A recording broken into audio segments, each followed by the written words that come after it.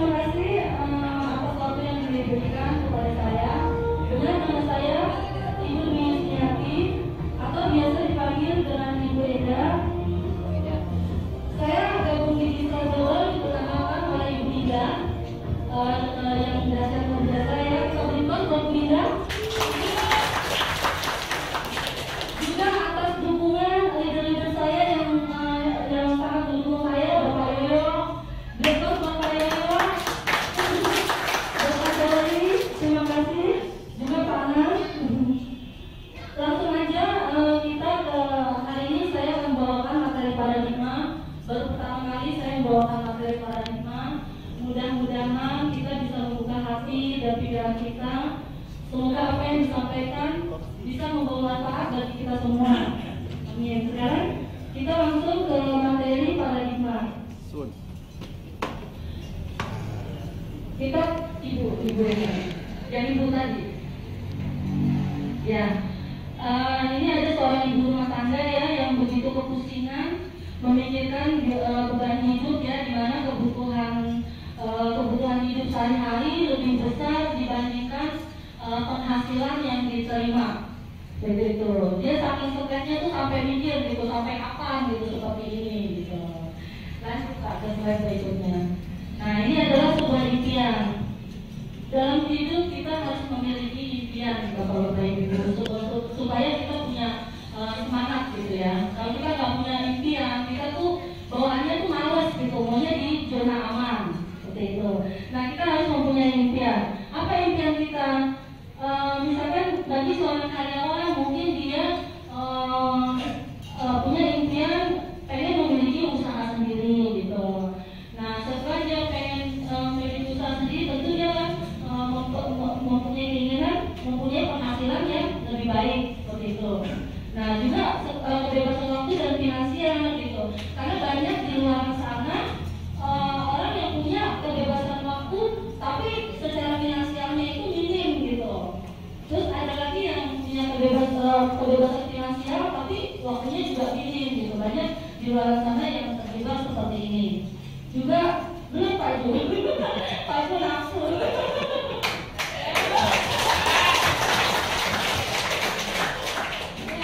Terus juga berlibur ke luar negeri gitu. Siapa sih yang nggak mau berlibur ke luar negeri? Ini adalah impian saya juga, pengen ke luar negeri. Tapi saya pengen keluar negerinya tuh sambil ibadah gitu, sama-sama ke luar negeri, tapi sambil ibadah. Misalkan itu ya umroh, haji. Juga apa membahagiakan orang yang Anda cintai. Siapa sih yang nggak ingin membahagiakan orang yang kita cintai ya, tanpa memikirkan finansial seperti itu. Mau apa? Misalkan orang tua pengen pergi haji, misalkan kita bisa membahagiakan mereka dengan membiayainya tanpa memikirkan finansialnya seperti itu. Juga anak-anak kita maupun suami atau istri kita. Nah, pendidikan anak. Tentu kalau finansial kita sudah besar gitu, tentu kita akan menyekolahkan anak-anak kita ke tempat yang bagus gitu, ke sekolah yang taraf internasional atau yang paling enggak SDIT lah gitu. Kalau kita memang finansialnya sudah bagus. Nah, itu saya sering ya ngobrol dengan teman saya yang memang secara finansial bagus. Itu anak-anaknya dia itu pergi ini loh, karya wisata. Itu teman saya anak SD karya wisatanya itu ke Singapura loh. Gila, luar biasa ya. Luar biasa. Nah, kalau kita sekolah di SD negeri paling karya wisatanya kemana? Kancah. Paling banter ke Ragunan ya. Untuk tengokin siapa? Ya. Seperti itu gitu. Nah, ada lagi memiliki rumah dan mobil baru. Gitu mungkin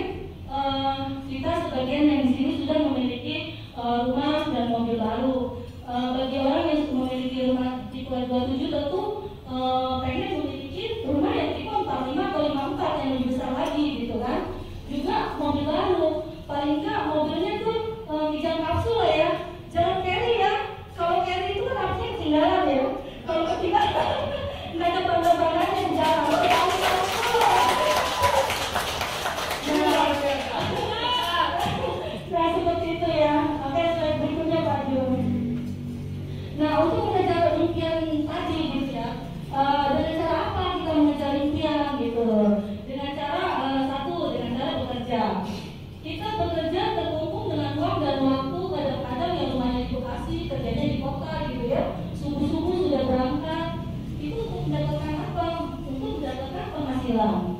Nah, penghasilan itu setelah diambil untuk pengeluaran sehari-hari bisa aja disimpan untuk rencana masa depan seperti itu.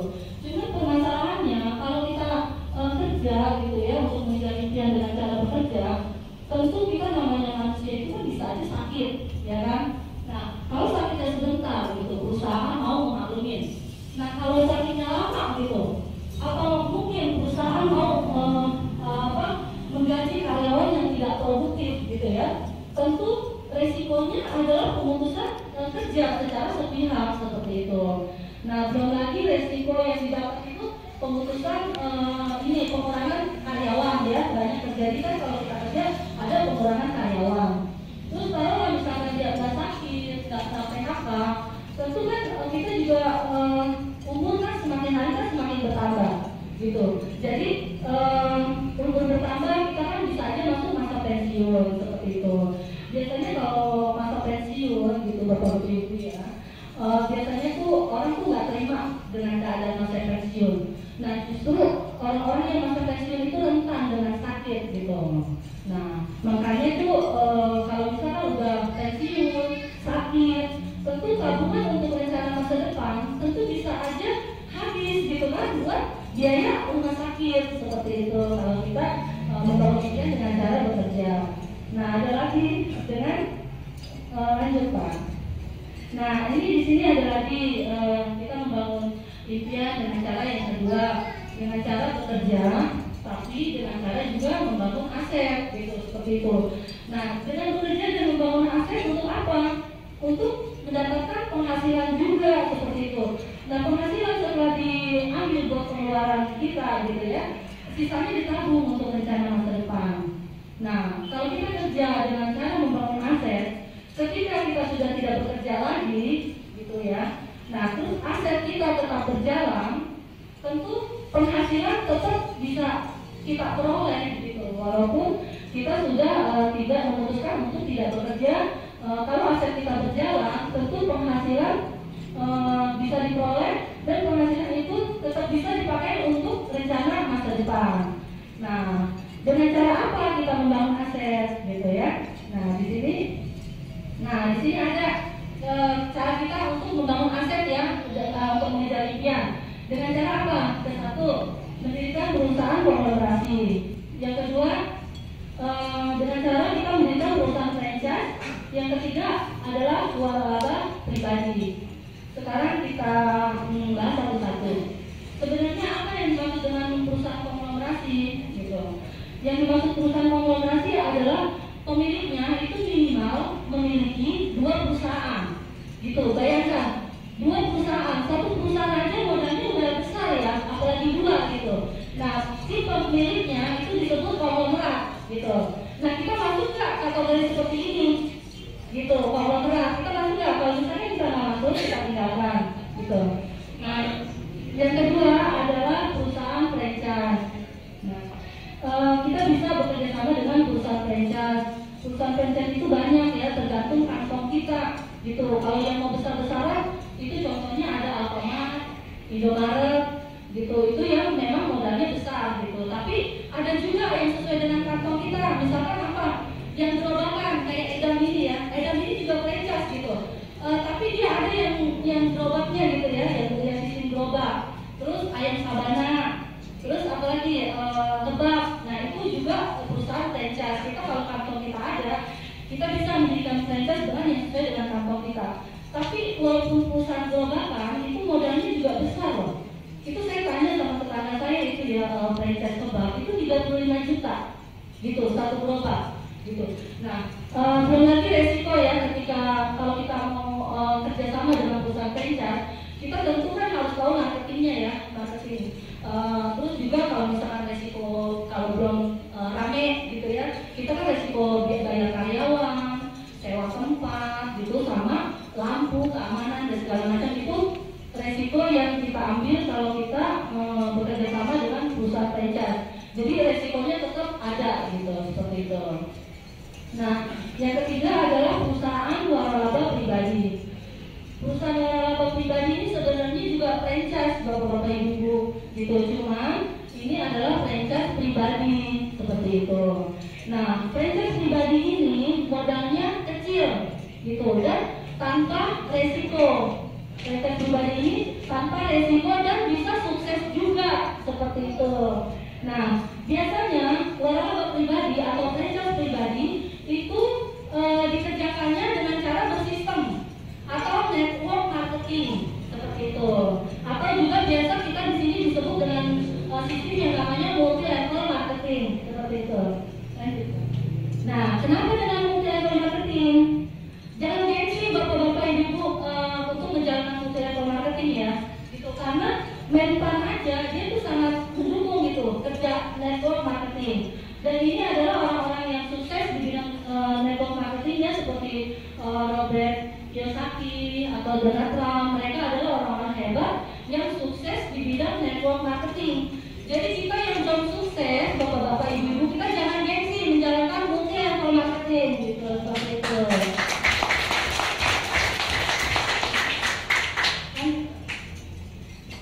Nah, hanya bisnis multi level marketing yang mampu mewujudkan teori ekonomi paling kuno, yaitu dengan modal sekecil-kecilnya akan memperoleh keuntungan yang sebesar-besarnya.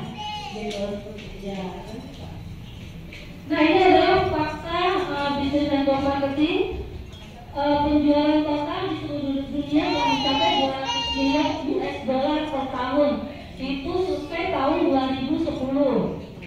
Nah, yang kedua, bisnis network marketing terbukti sudah 50 tahun bertumbuh dengan pesat di lebih 100 negara. Jadi negara-negara yang sudah sukses pun itu dia menjalankan bisnisnya dengan cara network marketing atau dengan cara sistem multi level marketing, kita mengenalnya seperti itu. Juga sebanyak 78 juta orang terlibat dalam bisnis network marketing sampai 2011. Ya. Nah, ini adalah fakta-fakta ini juga para pakar ekonomi memperhitungkan bahwa bisnis network marketing akan menjadi tren bisnis abad ini. Luar biasa, tepuk tangan dong.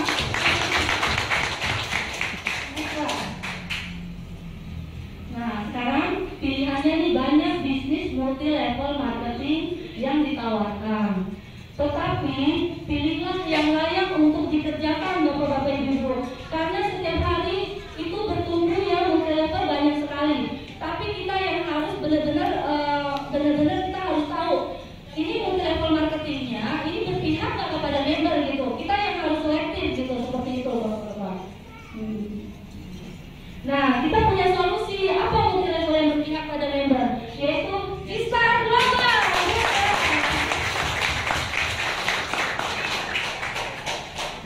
Nah, ini adalah G-Star Global ya. G-Star Global memiliki produk yang sudah terbukti khasiatnya dan marketing plan yang berpihak pada member. Ini benar-benar terbukti dengan saya bapak-bapak ibu. Saya ini bukan pemain multi level marketing. Saya pemakai produk gitu loh. Tapi ketika produknya memang bagus khasiatnya dan marketing plan-nya ketika saya beli lagi saya dapat bonus, benar-benar berpihak kepada member. Itu makanya saya jatuh cinta dengan G-Star Global.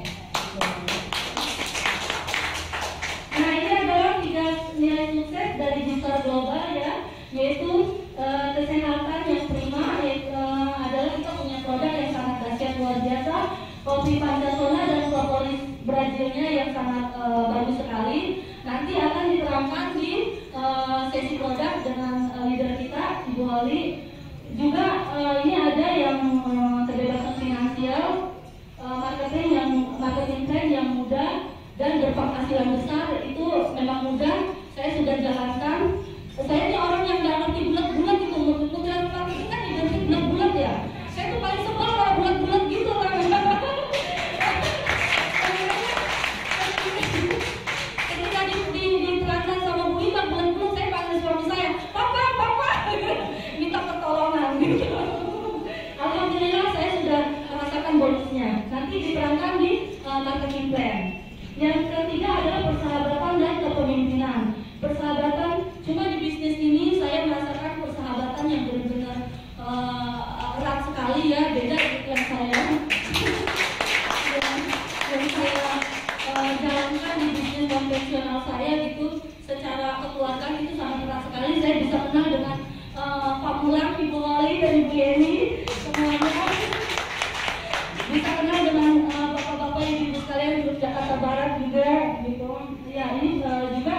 kita diajarkan kepemimpinan, gitu. Baru kali ini saya tampil nih, ini cita-cita Bu Indah nih, ide saya, tepuk tangan buat Bu Indah. Aduh, saya sakit perut cuma bapak. Tapi berkat dukungan oleh leader-leader kita yang sangat luar biasa, akhirnya saya bisa berdiri di sini, gitu. Nah, demikianlah. Ini adalah company profile dari Gistar Global, namanya PT Gistar Buka Internasional. Ini alamatnya, ya, semua lengkap, legalitas perusahaan lengkap, semuanya lengkap. Jadi jangan ragu dengan Gistar Global, Bapak-bapak Ibu, karena semua legalitasnya kita udah punya, gitu seperti itu. Ini adalah visi misi dari perusahaan Gistar Global, yaitu menjadikan perusahaan PT Gistar Buka Internasional sebagai solusi atas kesehatan, pendidikan, dan kesejahteraan bagi masyarakat Indonesia dan dunia. Misinya adalah menciptakan lapangan pekerjaan dan meningkatkan kebebasan finansial masyarakat, juga membantu program pemerintah dalam pemerataan kemakmuran dan kesehatan masyarakat. Demikianlah yang saya sampaikan, mudah-mudahan bisa bermanfaat bagi kita semua. Kalau ada kata-kata yang salah, saya mohon dimaafkan. Assalamualaikum warahmatullahi